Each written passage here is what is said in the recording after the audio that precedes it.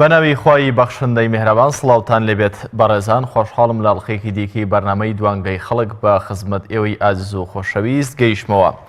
بەڕێزان هەموو ڕۆژێک لە کاتژمێر 4 سەرلی ئێوارە بەرنامەی دوانگەی خەڵک دەبێتە میوانی ماڵەکانتان، دەبێتە مینبەرێک بۆ دواندنی ئێوەی ئازیز و خۆشەویست هەر ڕۆژە و لە سەرتەوەرێک. تەوەری ئەمڕۆی بەرنامەی دوانگەی خەڵک ئادای پەرلەمانتارانی کۆمەڵی ئیسلامی کوردستان لە پەرلەمانی کوردستان لە 4 ساڵی ڕابردوو چۆن هەڵدەسەنگێنن؟ ئایا ئەوان داکۆکیان لە مافی هاوڵاتیان کردووە؟ ئایا ئەوان پرۆژە یاسای جوانیان بۆ خزمەتی هاوڵاتیان و بژێوی ژیانی هاوڵاتیان پێشکەشی سەرۆکی پەرلەمان کردووە؟ ئایا لەو کێشانەی کە ڕوبەڕووی هاوڵاتیان بوونەتەوە ئەوان پاڵپشتی هاوڵاتیانیان کردووە و دژی ستەم و ستەمکاری وەستاونەتەوە؟ ئایا ئەوان بەشداریان لەو پرۆژە یاسانەدا کردووە کە زیانی بە بەرژەوەندی و بەسەر و مڵکی هاوڵاتیانی هەرێمی کوردستان گەیاندووەکو پرۆژە یاسای پاشەکەوتی موچە کە حکوومەتی هەرێمی کوردستان ئەم پرۆژەی خستە بواری جێبەجێکردنەوە پەرلەمانی کوردستان قسەیەکی و تێبینیەکی لەسەر نەبوو. بەگشتی تەوەرەکە لەسەر ئەوەیە کە ئەدای پەرلەمانتارانی کۆمەڵی ئیسلامی لە پەرلەمانی کوردستان وەکو هاوڵاتیان چۆن هەڵدەسەنگێنن، دەتوانن بۆ گەیاندنی سەرنج و تێبینیەکانی خۆتان لە ڕێگەی ژمارە مۆبایلانەی کە لە ژێرەوەی پایام دەردەچێت سەرنج و تێبینی خۆتان بڵێن و پەیوەندی بکەن. پەرلەمانی کوردستان ئەو شوێنەیە کە یاسا تیایدا دەنووسرێتەوە، ئەو شوێنەیە کە بودجە تیایدا دەپەڕێندرێت، ئەو شوێنەیە کە هاوڵاتیان تاک لە ڕێگەی نوێنەرەکانیەوە بەشدارن لە دەرچوونی هەر یاسا کە لە پەرلەمانی کوردستانەوە دەردەکرێت. پەرلەمانی کوردستان ئەو شوێنەیە کە بودجەی تیادا پەسەند دەکرێت، واتە ئەو مەزدەری قەرارە لەگەڵەوەی کە پەرلەمانی کوردستان مەزدەری تەشریع و یاسادانانە. لە هەمان کاتدا ئەم دەسەڵاتە کە دەسەڵات یاسادانانە لە هەرێمی کوردستان لانی دووەم کە حکوومەتەوە دەسەڵاتی جێبەجێکردنە ملزەم دەکات بە جێبەجێکردنی ئەم یاسانەی کە دەری دەکات. بۆیە ئەو نوێنەرانەی کە لە پەرلەمانن کە نوێنەری هاوڵاتیانن ڕاستەوخۆ هاوڵاتیانیش بە جۆرێک لە جۆرەکان بەشدارن لە حکومڕانیدا. یەکەم پەیوەندی یارانخان لە چەمچەماڵەوە. السلام علیکم. علیکم السلام ورحمة الله یارانخان. دەستخۆشیێن بەرنامەجانت یەکەم زۆر سپاس بۆ بەڕێستان. لەسەر تەوەری بەرنامەکە چیتان هەیە یارانخان؟ پێتان وایە کە پەرلەمانتارانی کۆمەڵی ئیسلامی لە پەرلەمانی کوردستان لە 4 ساڵی ڕابردوودا ئەدایەکی چۆن و نمایشێکی چۆنیان کردووە؟ وەڵای زۆر سەرکەوتوو بوون و زۆر کاری باشیان کردو و هیوادارم سەرکەوتوو بوون. زۆر باشە. نمونەیەکتان لە بیرێکە لە 4 ساڵی ڕابردوودا پەرلەمانتارانی کۆمەڵی ئیسلامی تیایدا پاڵپشتی و داکۆکیان لە مافی هاوڵاتیان کرد بێ لە پەرلەمانی کوردستان؟ وەڵا نمونەیان ئەمەنە زۆرە باز ناکرێت، نازانم باس کامیان بکەم. هیچیان لەبیر نییە ئێستا؟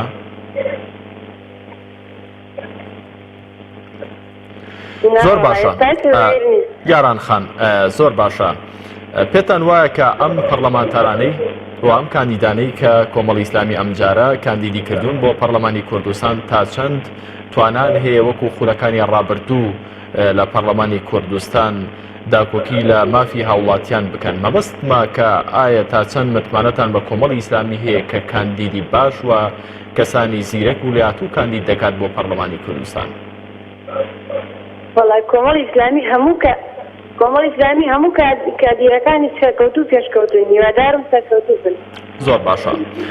تۆ جگە لە ئەو کاندیدانەی کۆمەڵی ئیسلامی کە لە 4 ساڵی ڕابردوو لە پەرلەمانی کوردستان بوون زۆر دەرکەوتون، چالاکیان هەبووە، داکۆکیان لە مافی هاوڵاتیان کردووە، پرۆژە یاسای باشیان لە خزمەتی هاوڵاتیان پێشکەش کردووە، کاندید و پەرلەمانتارەکانی لایەنەکانی دیکە تا چەند داناسیوە هاتوونەتە بەرچاوی هاوڵاتیان لە چالاکیەکانیاندا؟ وەڵای کادیرەکانی زۆر پێشکەوتون و زۆر دیارن لە ناو خەڵکا و ئیشی زۆر جوانیان کردووە، هیوادارم سەرکەوتوو بن. خۆی گەورە سەرکەوتیان کە.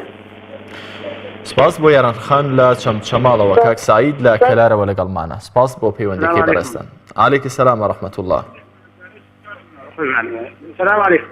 عەلەیکە السەلام کاک سعید، فەرموون بەڕێستان چیتان هەیە لەسەر تەوەری بەرنامەکە؟ وڵا بەرنامەمە ئیمان ڕێمان زۆرە دەربارەی ڕێدان، چونکە لە زۆر ئەم پەرلەمان کوردستاندا نیانە أنا عدالتي وأنا عدالات شباب زعما حتى نقرن هو قرآن السنة في مصاصم أم كردا قد خوشي بخوي نادرين لبرو إنسان شاء ناقين لبرو كومال إسلامي كات خويك برلمان داريا إسلامي كان يقول شيء لم برلمان فإسلامي بس بزوجو محاضر الشباب أمشتى بيسن بو خلق أخلاق جوان كده أي باشا برلمان أخلاق جوان نقرأ أجر يسلك مع عبد الستار مجيب لك برلمان النبيل أي شلون وش كشف نكري الحمد لله نمونولا لا وزير كان أخوة بشاتي عن ما نقاني شو كإمرو إسلامي كان بتايبتي بليان لكن أغيبه كاكا إسلامي كان درناشن أي كاكا وفق الإسلامي كان أكون زوري تياي عن ما نقانن خود رولو أشكراي لدرسان ما نبرا بله ئەمە سەرنجی بەڕێستانە سپاس بۆ کاک سعید لە کەرارەوە سپاس بۆ سەرنج و تێبینەکانی بەڕێستان مامۆستا لوقمان لە شکارتەوە لەگەڵمانە مامۆستا لوقمان سڵاوتان لێبێت و سپاس بۆ پەیوەندی بەڕێستان سەرنجتان چییە لەسەر تەوەری بەرنامەکە فەرموون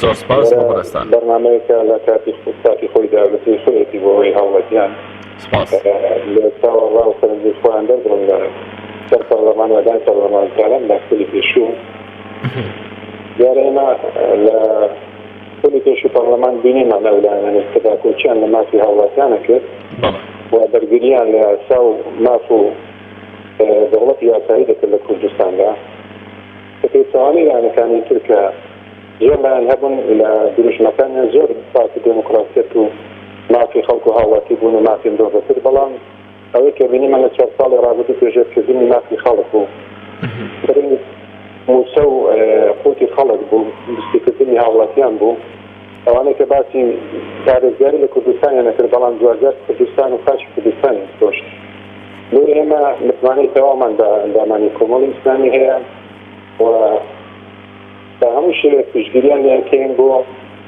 چونە ناو پەرلەمان بۆ دیفاعکردن لە مافی خەڵک چونکە ئەو پرۆژە یاسایاندا زۆر باشە مامۆستا لوقمان پەرلەمانتارانی کۆمەڵی ئیسلامی لە 4 ساڵی ڕابردوودا لە پێشهاتەکاندا لەو کاتەی کە هاوڵاتیان داکۆکیان لە مافی خۆیان کردو و ڕژاونەتە سەر شەقامەکان بۆ مافی خۆیان ئایا پەرلەمانتارەکانی کۆمەڵی ئیسلامی لە بەرەی دەسەڵاتدا ماونەتەوە یاخود هاتوونەتە ناو هاوڵاتیان وەکو هاوڵاتیەکی سادە ئەوانیش دژی گەندەڵی و فەسادی ئیداری لە هەرێمی کوردستان دەنگیان بەرز کردووەتەوە بێگومان ئێمە زۆر لە مێژنێ لە تەماشای هەڵوێستەکانی پەرلەمانتارانی کۆمەڵکەی لە نمونە لە کاتی خۆپیشاندانەکاندا پەرلەمانتارانی کۆمەڵ لێیان ئەدرا وەکو هاوڵاتیەکی ئاسایی لە نمونە مەسەلەن لە هەولێر و چەندین جار پەرلەمانتارانی کۆمەڵ هاتوونەتە ناو خەڵک پشتگیریان لە خەڵک کردو بۆ گەڕانەوەی مافوی شارەکەدارەیەەکە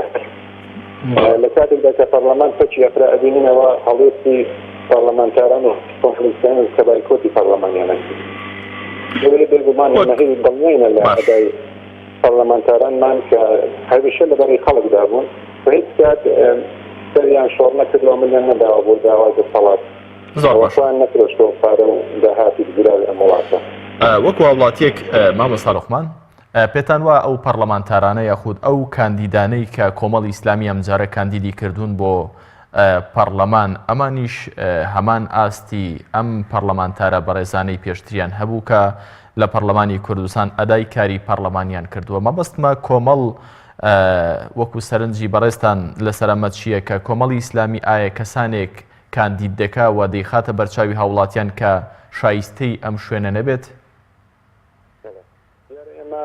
بە تەماشاکردن لە ئەدای خەڵک و کادیرانی کۆمەڵی ئیسلامی لە هەموو بوارەکاندا بینی لە بواری حکومڕانی دەوڵەتداریدا کەسانێکی نردووە کە شوێن دەستیان دیار بووە لە ئەدای پەرلەمانتاریدا بە هەمان شێواز بوون لە هەر شوێنێک کە خەڵکێکی کۆمەڵی ئیسلامی لێ خەڵکانی دۆستی دژنە شاهدی دەستپاچی و ڕازگۆییان داوە ئێمە دڵنیایە لەوەی کە کۆمەڵی ئیسلامی خەڵکانێک قوتابخانەیەکی وایە خەڵکانێک نانێت ئەو شوێنانەکەوە پێچەوە نەبێت لەگەڵ دروشمەکانیدا دواتر ڕازگۆ نەبێت دواتر بە دوای موسە و مەعاش و ژیانی خۆی کرێت بێگومان دڵنیایە لە ڕازگۆیی دەستپاچی و بوێری و ئازایەتی بەڵێ سپاس بۆ پەیوەندی بەڕێز مامۆستا لوقمان لە شکارتەوە سپاس بۆ سەرنج و تێبینیەکانی بەڕێزتان.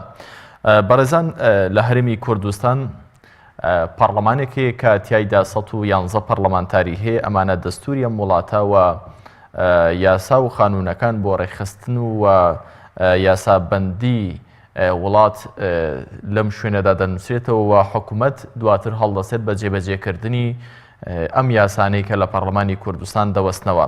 لە ماوەی 4 ساڵی ڕابردوودا بەمپێی هێزە ئیسلامیەکان لە پەرلەمانی کوردستان کەمینە بوون کۆمەڵێک پرۆژە یاسا لەلایەن ئەو هێزانەی دیکە کە پێیان دەوترێت هێزی ئالمانی داخلی پەرلەمانی کوردستان کران و ئەم پەرلەمانتارانی هێزە ئیسلامیەکان ڕوبەڕووی ئەم پرۆژە یاسانە بوونەوە چونکە پێیان وابوو کە لەگەڵ کولتور و لەگەڵ ئاینی کۆمەڵگەی کوردیدا نەدەگونجان. کاکێ من لە هەولێرەوە لەگەڵمانە کاکێ من فەرموون. بەێ وەڵام بڵام تەقسیتان نەکردیە خاسەن کاکسۆران و مامۆستا ئەولەبان و مامۆستا مەڕوان و بەڕاستی دەست خۆشینە ینی هەموو لایەک فەخرتان پێوە دەکەن. زۆر باشە. کاکێ من لە ماوەی 4 ساڵی ڕابردوودا ئەدای پەرلەمانتارەکانی کۆمەڵی ئیسلامی چۆن هەڵدەسەنگێنی ئەوان لەبەرەی گەلدا بوون یاخود پاڵیان داوەتە لای دەسەڵات؟ وەڵا بەبێ شکومان لەبەرەی ڕەش و ڕوت و مافکوراوەکاندا بوون دیفاعی زۆریان کردیە زۆر لە توانای خۆیان زیاتریان سەرف کردیە بەڕاستی ینی خارجی تااقەتی خۆیانیشیان کردی ئەمە زۆر مەمنونیمان یعنی هەولێر و کوردستان هەمووی یعنی سوپاسی کاکسۆران و هاوڕێیەکانی دەکاتن. پێتان وایە ئەم کاندیدانەی دیکە کە کۆمەڵی ئیسلامی کاندیدی کردوون ئەوانیش وەکو ئەم کۆمەڵە بەڕێزانی کە پێشتر لە پەرلەمانی کوردستان بوون خۆماندادنی عبدستان مەجید ئەسلماندی کاک عبدستان هەر ماشەڵای لێبی یعنی سلماندی کە کەسەکی خزمەتگوزاری ئەو میلەتەیە بەڕاستی هەموویان دەیڕێزن. بەڵێ سپاس بۆ کامەرە باوانزادە هەر ماشەڵا فەیلسوفە هەموو کاندیدەکانتان یعنی ئەمڕۆ کاندیدی ناڕێکتان زۆر کاکاژن عومەرە هەمووی پیاوی بەڕێزن. بەڵێ سپاس بۆ کاک هێمن لە هەولێرەوە سپاس بۆ سەرنج و تێبینیەکانی بەڕێستان. بەڕێزان ئەم کاندیدا بەڕێزانە دوای ئەوەی کە لە پەرلەمانی کوردستان دەست دەکەن بە دەوام و پەرلەمان پێک دێنرێت ئیشیان نووسینەوەی ئەو یاسانەیە کە وڵات پێوەی بەڕێوە دەچن. لە ماوەی 4 ساڵی ڕابردوودا کۆمەڵی ئیسلامی 6 پەرلەمانتاری لە پەرلەمانی کوردستان هەبووە. باشایەتی هاوڵاتیانی هەرێمی کوردستان زۆربەی کاندیدەکان یاخود پەرلەمانتارەکانی کۆمەڵی ئیسلامی لە پەرلەمان کەسانی زۆر دیار بوون کەسانێک بوون کە تەنها وەکو ناوەندێکی دەوامکردن سەیری پەرلەمانیان نەکردووە بەڵکو بەردەوام پرۆژە یاسایان هەبووە لە بەرژەوەندی هاوڵاتیاندا و بەردەوام لە پەرلەمانی کوردستاندا دژی ئەم پرۆژە یاسانەش وەستاونەتەوە کە کاریگەریان لەسەر هەڵسوکەوت و ژیانی هاوڵاتیان و بار و بژەوی هاوڵاتیان هەیە. کاک ئەحمەد لێکوێوە؟ کاک ئەحمەد لە شەقڵاوەوە لەگەڵمانە. کاک ئەحمەد سڵاوتان لەبێت فەرموون. برای بەڕێز دەستخۆشی ئەم بەرنامەت لێ دەکەین. زۆر سپاس بۆ بەڕێستان کاک ئەحمەد. ڕاستی بەرنامەکان زۆر جوان میوای سەرکەوتوو بۆ کۆمەڵی ئیسلامی دەخوازیین. سپاس بۆ بەڕێستان کاک ئەحمەد. تەوەری بەرنامەکە ئەوەیە ئادای پەرلەمانتارانی پێشووی کۆمەڵی ئیسلامی لە پەرلەمانی کوردستان چۆن هەڵدەسەنگێنن وەکو هاوڵاتیەکی دانیشتووی هەرێمی کوردستان. پێتان وایە ئەوان ئەو ئەرکەی کە لەسەر شانیان بووە بەرامبەر بە هاوڵاتیان لە پەرلەمان جێبەجێیان کردووە یاخود کەسانی تەمبەڵ و کەم تەرخەم بوون؟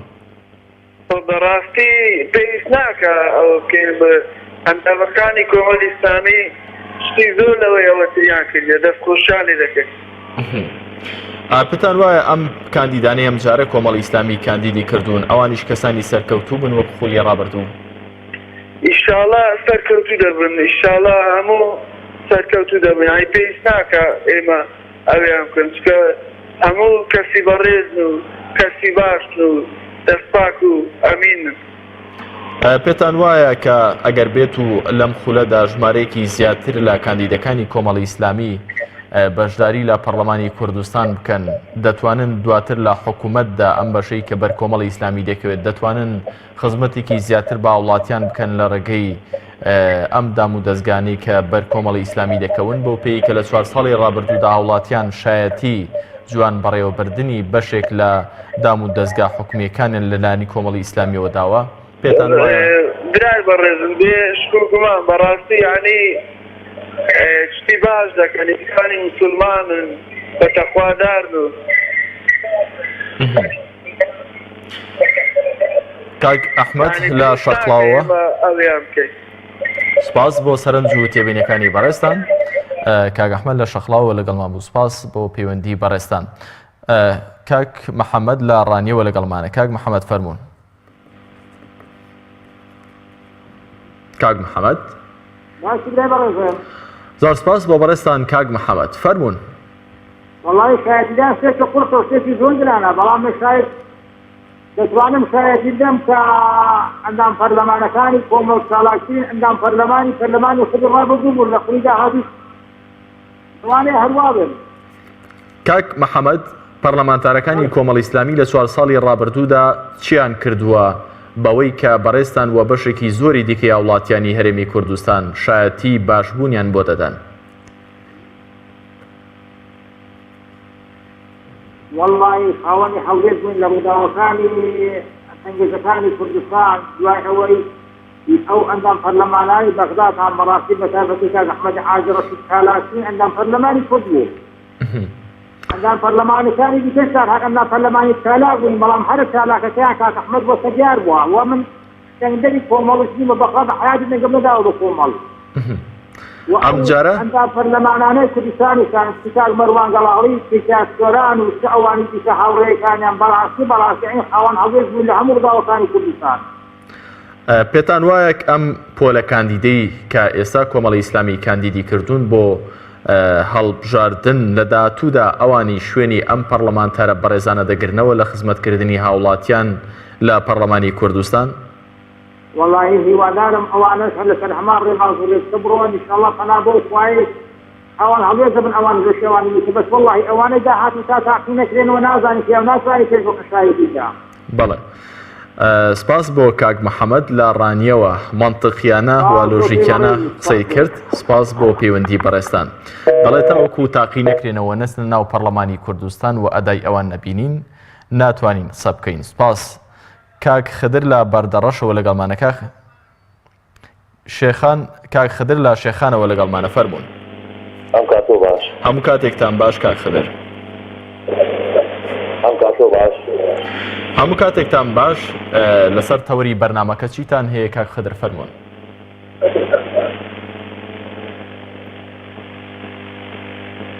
لەسەر تەوەری بەرنامەکەتانە ئەوە یەکەم جار دەستخۆشتانێ دەکەم زۆر سپاس بۆ بەڕێستان حەزم دەڕابگەێنم پەرلەمان پەرلەمان نەبێتە شوێنێک بۆ خۆ دەوڵەمەندکردن بۆ خۆ عادکردن پەرلەمان ببێتە شوێنێک بۆ خزمەتکردن هیوادارم پەرلەمانتاری ئێوە بتوانێت زیاتر خزمەت بگەێنێت و ڕۆلی کارای خۆیان ببێنن هەر وەکو چۆن لە ڕابردووە ڕۆلی خۆیان بینیوە پەرلەمان بێتە ماوەی خۆ دەوڵەمەندکردن و خۆ عادکردن دەستان خۆش بێت لەستان ساز بێت پێتان وایە تا چەند کاندیدەکانی کۆمەڵی ئیسلامی و پەرلەمانتارەکانی لە ڕابردوودا پەرلەمانیان وەکو وەسیلەیەک بۆ خۆ دەوڵەمەندکردن بەکارهێناوە من دەبێت نمونەیەک کۆمەڵ بە شێوەیەکی گەشتی پەرلەمانیان نەکردن کەی پەرلەمان یاخود بینایی پەرلەمانی نەکردن ئامرازێک بۆ خۆ دەوڵەمەندکردن بەڵکو هەموو کات هەوڵیان داوە پەرلەمان بکەنە شوێنی خزمەتگوزار شوێنی خزمەت بە هاوڵاتی خۆی بگەێنێت وفعلا معنای پەرلەمانتاری لە لایوانەوە دەگەێنێت ئەو چەندی پەرلەمانتاری سوە دیارە کاک خدر تا چەند گرنگە هاوڵاتیان ئێستا کە بینەری ئێمە و بیسەری بەڕێستانن کەسانێک هەڵبژێرن کە لە پەرلەمانی کوردستان داکۆکی لە مافی ئەوان بکەن پرۆژە یاسایەک ببن بۆ پەرلەمان کە پەیوەندی بە ژیانی ئەوانەوە هەبێت نەک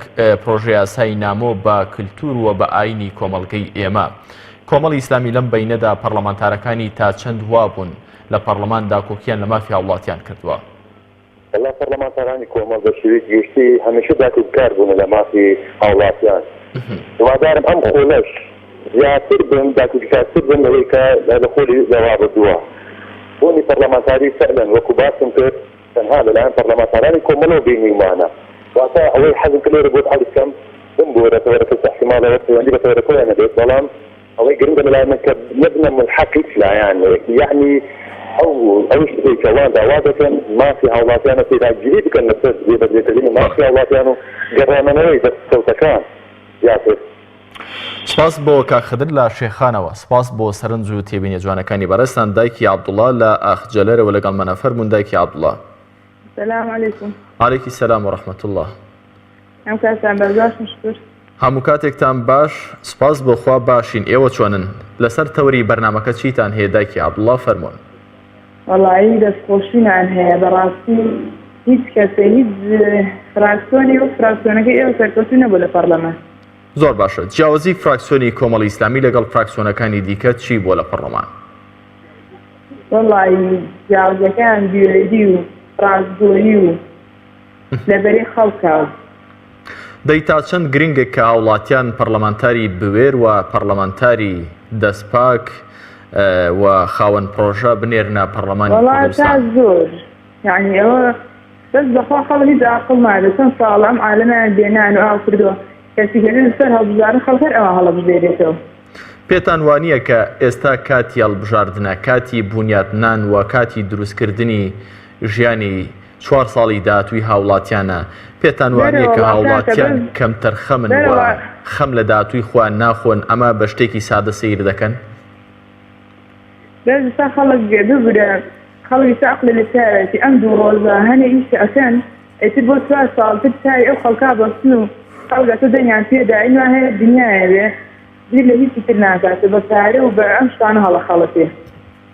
بەڵێ دایکی عەبدوڵڵا هیوادارم ئەم جارە کۆمەڵ ئیسلامی تاقیکەنەوە ژمارە 1994 ئیشەڵا سەرکەوتووە بێ لیستی پیاوی مرد. بەڵێ سپاس بۆ دایکی عەبدوڵڵا سپاس بۆ سەرنج و تێبینیەکانی بەڕێستان. کاک موسا لە چەمچەماڵەوە لەگەڵمانە فەرموو کاک موسا. سلام علیکم برایان. زۆر سپاس عەلەیکە سەلام کاک موسا. دەستخۆشی بەرنامەکەت لێکەم هیوای سەرکەوتن بۆ دەخوازن سەرکەوتن ئینشەڵڵا. سپاس.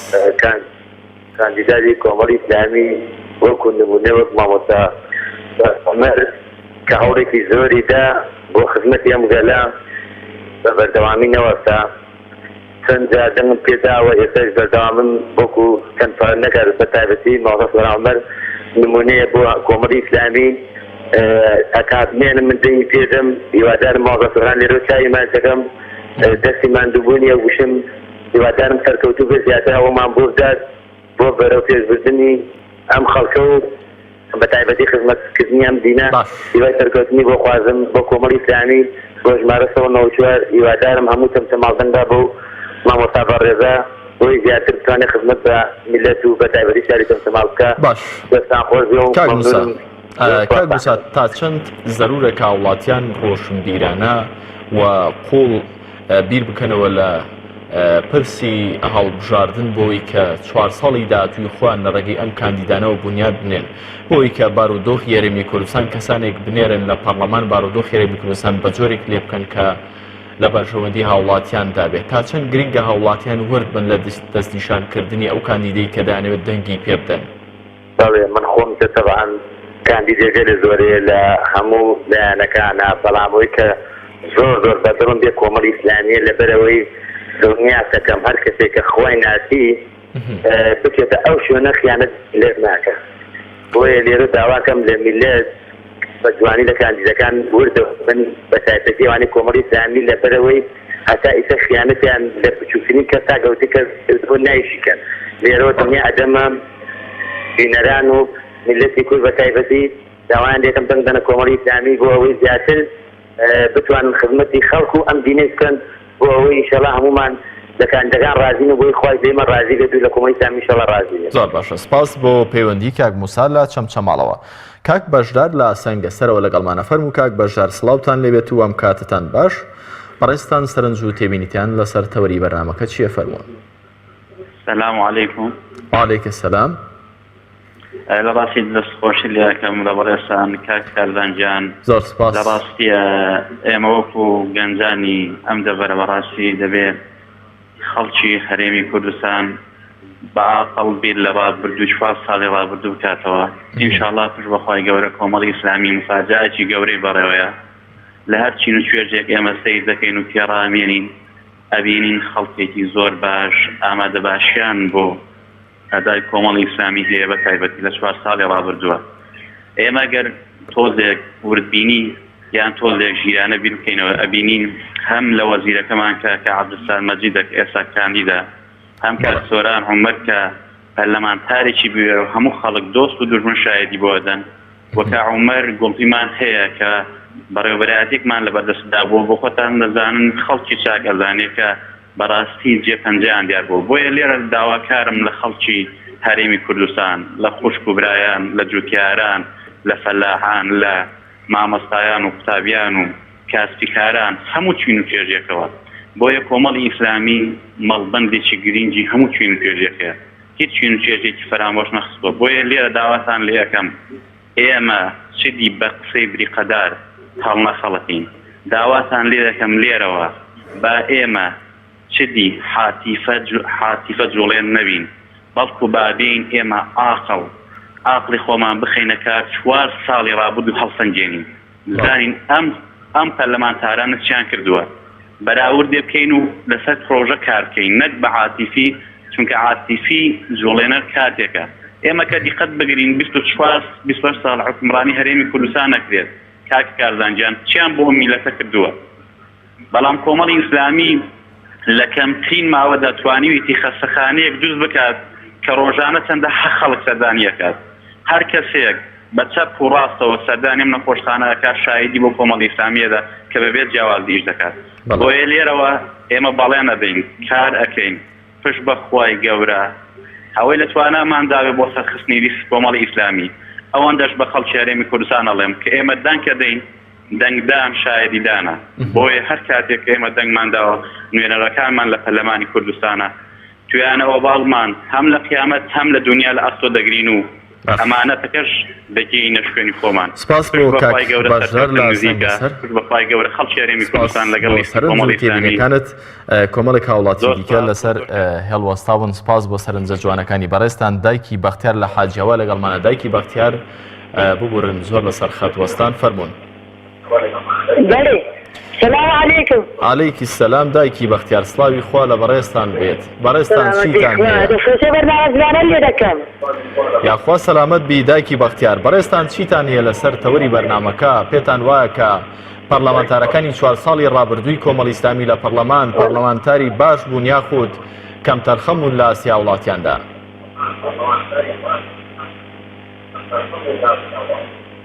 والله هەبی هەر ئەوانن ئەگەر هەبی هەر ئەوان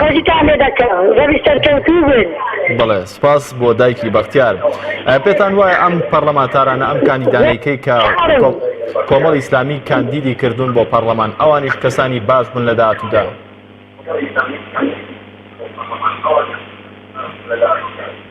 رێرە زۆر باشن لەخوای دەست زیاد بێ ڕەبیان سەرکەوتی دنیا قیامەتان بن زۆر سپاس بۆ دایکی بەختیار لە حاجیەوە سپاس بۆ سەرنج و تێبینیەکانی بەڕێستان مامۆستا کێمانەوە زۆر باشە سپاس بۆ تێبینیەکانتان و بۆ پێشنیارەکانتان دایکی بەختیار لە حاجیەوە مامۆستا محەممەد لەکوێوە لەگەڵمانە لە ڕانیەوە لەگەڵمانە مامۆستا محەممەد سڵاوی خۆی گەورەتان لێبێت بەڕێستان چیتان هەیە لەسەر تەوەری بەرنامەکە فەرموون زۆر سپاس بۆ جەنابەت تەوەری بەرنامەکەتان لەسەر چییە پەرلەمانتارانی کۆمەڵی ئیسلامی لە 4 ساڵی ڕابردوودا ئەدایەکی چۆنیان کردووە هاوڵاتیان لێ ڕازی بوون یاخود هاوڵاتیان بەدڵیان نەبووە سەرەتا دەستخۆشی بەرنامەکەتان یەکەم بۆ تۆرە زۆر سپاس گرنگە لە چەند ساڵی ڕابردووکە هەموو ئەندام پەرلەمانەکانی کۆمەڵ لە ئاستی ئەدای جەماوەری خەڵکی کوردستان دابوونە من بەش بە حاڵ خۆم بە هەموو دەنگدەرەکانی عایلیمان خێزانەکەمانەوە بێ ئەوەی کە کۆمەڵی ئیسلامی بوو هەموو دەنگەکانم بۆ کۆمەڵی ئیسلامیە چی وای لێ ئێوە کردووە هەموو ئەندام پەرلەمانەکانتان جێگای شانازین جێگای فەخرن لە هەر شوێنێک گەندەلین هەبوو بێ لە هەر شوێنێک دزی و ڕاوڕوت هەبوو بێ بە دوای لێکەبێکەی ڕاست کردنەوە و بەدیانی کردنەکەی گەندەرکارانەوە بوون هەتاوەکو ملەتی کورد بگات بە ناپەڕەوەکانی خۆی. دووبارە سێبارە دەستخۆشی بە نامەکەتان لێ. مامۆستا محەممەد چی وای لێ ئێوە کردووە وەکو بەڕێستان نامەژەتان پێکرد کە ئەمن بەس بەحاڵی خۆم لە تەجروبەی مامۆستایەتی لە تەجروبەی کاری پەرلەمانی ئەداکانی کۆمەڵی ئیسلامی بە تایبەتی هەموو ئەندام پەرلەمانەکانتان لە تایبەتی سێران هەنەر کەسانی ئەڵمانی حەقایەتی دەنگی پێدەن نە کەسانی ئیسلامی. کەواتە پەرلەمانتەرانی کۆمەڵی ئیسلامی ئیسپاتی وجودی خۆیان کردووە لە پەرلەمانی کوردستان کە لە بەرژەوەندی هاوڵاتیاندا بوون؟ بەڵێ بەڵێ هەڵبەتە لە بەرژەوەندی خەڵکی کوردستاندا بوو لە ئەندام پەرلەمانەکانی کۆمەڵی ئیسلامی هەموو ئەندام پەرلەمانەکانتان جێگای شانازین جێگای فەخرن لە هەر شوێنێک هەبێت. سپاس بۆ مامۆستا محەممەد بێ ئەوەی کۆمەڵی ئیسلامی هەموو دەنگەکانم بۆ کۆمەڵی ئیسلامیە. بەڵێ سپاس بۆ سەرنج و تێبینیەکانی بەڕێستان مامۆستا محەممەد لە ڕانیەوە. ساراخان لە سلێمانیەوە لەگەڵمانە. ساراخان سڵاوتان لێبێت و فەرموون بەڕێستان چیتان هەیە لەسەر تەوەرەکە.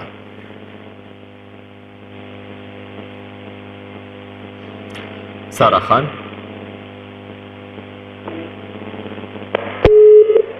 بەڵێ وا دیارەکە پەیوەندەکەی ساراخان پچڕا هاوکارانم بەڵێ پەیوەندەکەی پچراوە.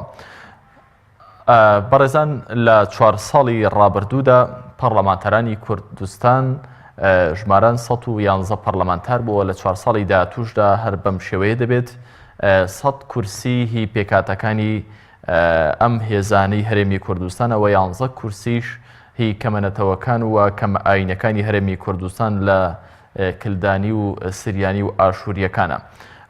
ئەم 100 کورسیە کە لە پەرلەمانی کوردستاندا هەیە لە یەکەمین پەرلەمانی دانیشتنی پەرلەمانی کوردستان لە ساڵی 92 کە پەرلەمان و حکومەت دروستکرا بۆ یەکەم جار لە هەرێمی کوردستان لە نێوان یەکێتی نیشتیمانی و پارتی دیموکراتی کوردستان 50-50 بوو. بەڵام دواتر کۆمەڵێک هێزی دیکە دروست بوون و بەشێک لەم کورسیانەی پەرلەمانیان بۆ لای خۆیان ڕاکێشە. پەیامخان لە سلێمانی وە لەگەڵمانە فەرموو پەیامخان. السلام عليكم. عليك السلام ورحمة الله.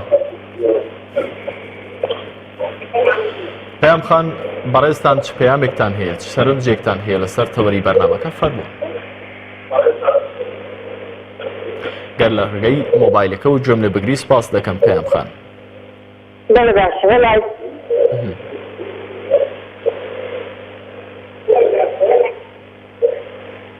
منە کاری باس کۆمەڵی ئیسلامی منە کاری باسی کردو نازانم باسکامی بکەم. زۆر باشە. پەرلەمانتارەکانی کۆمەڵی ئیسلامی تا چەند لە بەری هاوڵاتیان بوون و لای دەسەڵاتیان نەگرتووە لە کاتی ناخۆشیەکاندا لەو کاتەی کە هاوڵاتیان بۆ داواکردنی ئاو کارەبا و پێداویستی سەرەتایی ژیان ڕژاونەتە سەر شەقامەکان. ئەوان تا چەند هاتوونەتە ناو هاوڵاتیان؟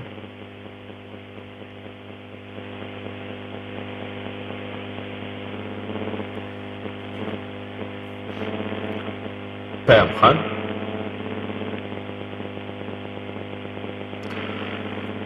سەناریاخانمان لەگەڵە لە شوێوە لە هەولێرەوە. سەناریاخان فەرموون.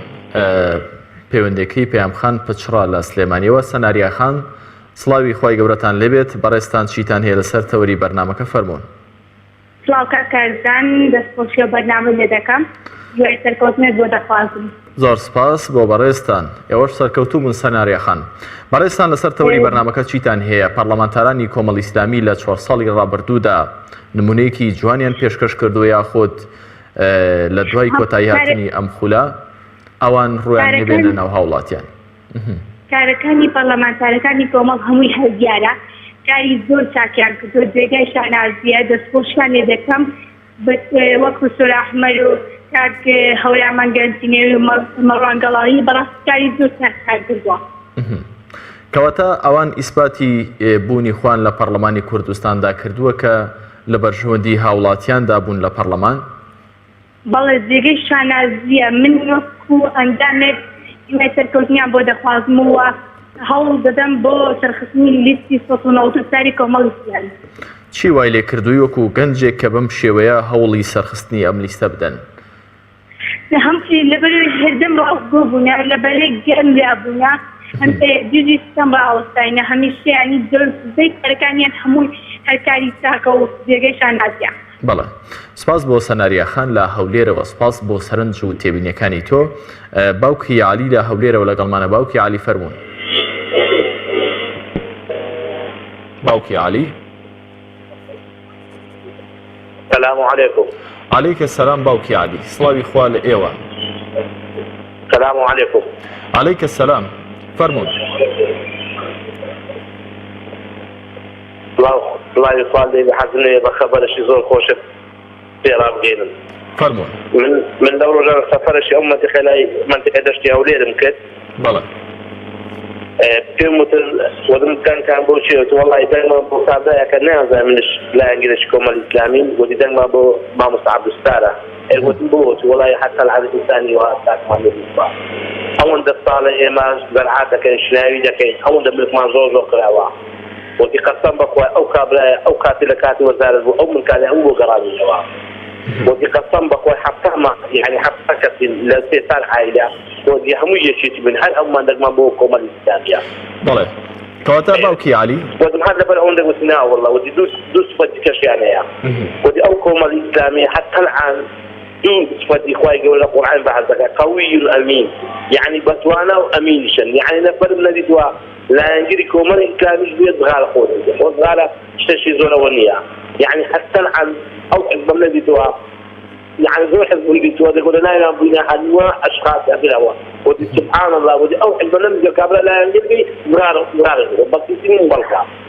بەڵێ کەواتە جوان ئەداکردنی کاری حکومی لە پەرلەمان وەکو ئەو وەزیرەی کە بەڕێستان ئاماژەتان پێکرد کە عەبدولسەلام مەجید ئەوە ئەندامەکانی دیکەی کۆمەڵی ئیسلامی لە ناو حکومەت داوای کردووە کە وڵاتیان نمونەیەکی جوان لە ئەدای کاری حکومی ئەوان ببینن.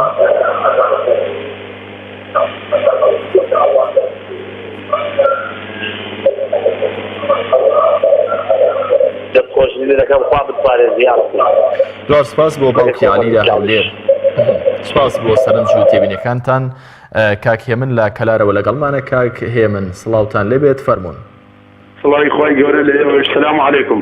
عليك السلام ورحمة الله وبركاته. كاك يمن لسر توري برنامج برستان شيتان هي فرمان دەستخۆشی لە هەموو کارمەندان و هەموو ئەندام پەرلەمانەکانی کۆمەڵی ئیسلامی ئەەکەم بەڕاستی وەکو شێروانە بەڕاستی نمونەیان هیوادارم زۆر بێ بەڕاستی دەستخۆشییان لێ ئەەکەم بە تایبەتی کاک سۆران لە ناویانە ڕێز و احترام بۆ هەر هەمویانەیە بەڵام بە تایبەتی کاک سۆران لە ناویانە نمونەیەکی زۆر جوانە. هیوادارم من وەکو پێشمەرگەیەک هیوادارم ئیش بۆ پێشمەرگە بکەن. زۆر ئەندام پەرلەمان وعد و بەڵێنی داوە بۆ پێشمەرگە بەڵام هیچی نەکردەوە بەڵام ئەم جاریان هیوادارم ئەندام پەرلەمانەکانی ئێوە هەوڵ بدەن بۆ پێشمەرگە. بەڵێ سپاس بۆ کاک هێمن لە کەلارەوە. سپاس بۆ سەرنج و تێبینیەکانتان. شیرازخان لە سلێمانیەوە لەگەڵمانە. فەرموو شیرازخان. ئەم کاتت باش هەموو کاتێکتان باش. شیرازخان فەرموون. دەستخۆشی ئەم بەرنامە جوانە لێ یەکەم و هیوای سەرکەوتنی بۆ خوازم. زۆر سپاس لەگەڵ ئێوەش. لەسەر تەوەری بەرنامەکەش بەڵێ من قسەم هەیە پەرلەمانتارەکانی کۆمەڵی ئیسلامی هەموو کاجێی شانازی بوون هەموو کاداکۆتیان لە مافەکانی خەڵک کردو لە بەرەی گەل بوون. هیوام وایە ئەم جارش هەر هەمویان سەر بکەون بە دەنگێکی باش ئەو کەسانی تا تش کە بڕیاریان نەیاوە یاڵە نازان کێ بە باشە زانین هیوادارم دەبن بە کۆمەڵی ئیسلامی و بە پەرلەمانتارەکانیان. بۆ نمونە مامۆستا عەبدولستار مەجید لە کارەکەی خۆیان زۆر سەرکەوتوو بووە. یەکەم جاریش کە کۆمەڵی ئیسلامی چوە پەرلەمانەوە وازام 4 کورسی بەدەستێنا ئەگەر باش نەبوونایە نەیانە کرد بە 6 کورسی. ئیشەڵڵا ئەم جارش زیاتر ئەکەن لەبەرەوەی سەرکەوتوو بن. سپاس بۆ شیرازخان لە سلێمانی. سپاس بۆ سەرنج و تێبینیەکانی بەڕێستان. کۆتا پەیوەندی ئەمەڵخەی بەرنامەی دوانگەی خەڵک کاک تۆفیق وەردەگرین. کاک تۆفیق لەکوێوە لەگەڵمانە گەر هاوکارانم لە هەڵەبجەی خۆشەویستەوە. کاک تۆفیق فەرموون. السلام عليكم كاك أزال. عليك السلام ورحمة الله. كاك توفيق برستان سرنستان شيء لسر توري برنامجك. بله سرتا دەستخۆشتان لێ دەکەم. زۆر سپاس.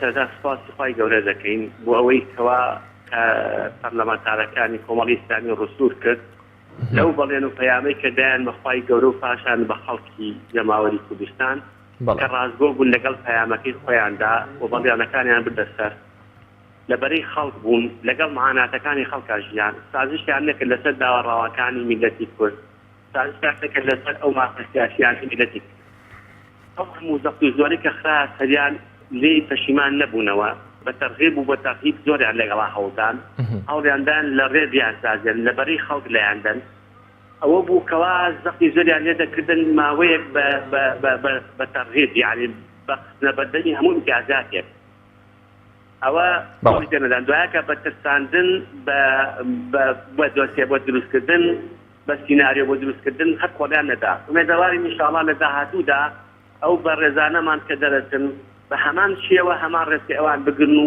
سازش دەکەن لەسەر داوەڕاوەکانی میلەتەکەمان نەکەن.